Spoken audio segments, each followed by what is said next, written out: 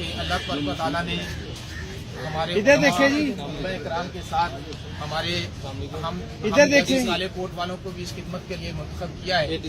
اللہ تبارک و تعالیٰ اسے ہمارے لیے دنیا و آخرت کا سرمایہ بنائے اور اللہ تبارک و تعالیٰ ہمارے دلوں کو طمع و لالچ سے محفوظ رکھے. آج ہم نے الحمدللہ 4 علماء اکرام جناب علامہ شفقت جمیل صاحب، علامہ محمد اعجاز اشرفی صاحب اور علامہ مفتی محمد عابد رضا صاحب اور جناب پروفیسر شفقت رسول صاحب، ان کی بیل پٹیشنز موو کی تھیں.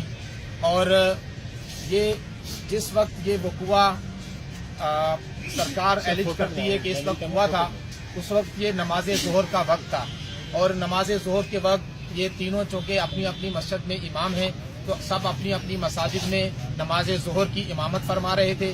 اور شفقت رسول صاحب کا چونکہ بزنس ہے اور لنچ ٹائم تھا تو یہ اسپیسیفکلی لنچ ٹائم میں اپنی شاپ پر ہوتے ہیں تاکہ ملازمین کو کھانے کی چھٹی دے سکیں. تو یہ چاروں کی non presence at the place of occurrence تھی، یہ ہم نے کورٹ میں کہا.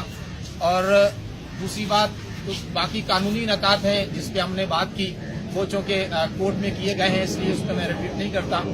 تو جس کے جواب میں جو سرکار کے وکلا تھے انہوں نے وہ کچھ ویڈیوز دکھائیں جو کہ زیادہ سے زیادہ 10:22 تک تھی، جبکہ وقوع ہوا ہے 1:45 کا، اور اس میں بھی کوئی توڑ پھوڑ نہیں تھی، کوئی صرف لوگ آ جا رہے تھے. تو یہ انہوں نے بڑی کوشش کی اور یہ کہا کہ تحریک لبیک پاکستان کا ایک نشر و اشاعت کے ہیں، ایک ٹاؤن کے امیر ہیں، لیکن یہ امیر ہونا یا کسی سیاسی جماعت کا عہدیدار ہونا یہ کوئی جرم نہیں ہے. لیکن بدقسمتی سے ہماری عدالتوں میں اور ہماری جو گورنمنٹ فنکشنریز ہیں وہ اسے ایک جرم بنا کر پیش کرتے ہیں. ہائی کورٹ ہو یا کوئی اور کورٹ، ہمارے خلاف جو ایلیگیشن لگایا جاتا ہے وہ نظر بندی کرنی ہو یا گرفتاری کرنی ہو، وہ صرف یہی ہے کہ تحریک لبیک کے رکن ہے، جو کہ ڈسکریمنیشن ہے اور ایک معاشرے کے بہت بڑے طبقے کے ساتھ تفریق ہے. اور ہم یہ سمجھتے ہیں کہ یہ طرز عمل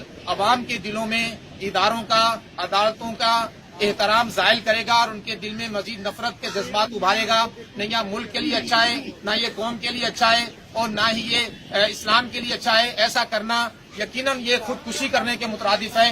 لیکن ہمیں افسوس ہے کہ نہ جانے کن قوتوں کے اشارے پر وہ کون سے نادیدہ ہاتھ ہیں کہ جو نظر تو نہیں آتے لیکن جو کام کیا جا رہا ہے وہ ملک معاشرے کو تباہی اور بربادی کی جانب دھکیلا جا رہا ہے. ہم سب اس مسئلے میں پریشان ہیں اور ایک محب وطن شہری ہونے کے ناطے ہمارا دل انتہائی دکھی ہے. ہم بہت غمگین ہیں کہ آخر یہ ہو کیا رہا ہے کہ اس طرح تو جب کوئی مسئلہ ہوگا تو عوام کبھی بھی اداروں کی پیٹھ پہ کھڑی نہیں ہوگی. تو یہ بہت بڑی ایک سازش تیار کی جا رہی ہے. اللہ کرے کہ یہ ہمارے ادارے، ہماری مقتدر قوتیں یہ اس بات کو سمجھیں اور اس بات پہ غور کریں کہ ایسا کرنا کبھی ملک و قوم کے لیے اچھا نہیں ہے. ہم وہ لوگ ہیں کہ جنہوں نے پاکستان بنانے میں 6.5 لاکھ کی قربانی دی. ہم وہ لوگ ہیں جن کی آباء و اجداد نے اس ملک کے لیے شہادتیں دی. ہم وہ لوگ ہیں جنہوں نے ہمیشہ امن کا پرچم بلند کیا. ہم وہ لوگ ہیں جو صوفیہ کی تعلیمات پہ چلنے والے ہیں. ہم وہ لوگ ہیں جو کفار کو اور غیر مسلموں کو اپنے دسترخوان میں بیٹھ کر کھانا کھلاتے ہیں.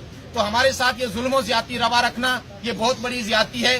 ہم اپیل نہیں کرتے، ان کو کہتے ہیں غور کریں. آپ خود ہی غور کریں کہ ہم اگر بات کریں گے تو شکایت ہوگی. آپ ہی اپنے طرز عمل پہ ذرا غور کریں. ہم اگر بات کریں گے تو شکایت ہوگی. اس لیے ہم کو خود سوچیں کہ ایسا کرنا ملک و قوم کے لیے بہتر ہے کہ نہیں. اللہ تعالیٰ ہم سب کا، ہماری قوم کا، ملک و ملت کا، پاک آرمی کا، پاک جوڈیشری کا اللہ تعالیٰ اس کا رسول حامی ناصر ہو. پاکستان زندہ رہے، تابندہ رہے، تا صبح قیامت اس پاکستان کا اللہ تعالیٰ تحفظ فرمائے اور تاکہ ہماری نسلیں امن و آشتی کے ساتھ اس میں رہ کر اسلامی تعلیمات پر عمل کر سکیں. جزاک اللہ خیر. پاک فوج زندہ باد. پاکستان زندہ باد. پاکستان زندہ باد. پاکستان زندہ باد. پاک فوج زندہ باد. پاک فوج زندہ باد. پاک فوج زندہ باد. پاک عدلیہ زندہ باد. پاک عدلیہ زندہ باد. لبیک لبیک لبیک یا رسول اللہ. لبیک لبیک لبیک یا رسول اللہ. لبیک لبیک لبیک یا رسول اللہ.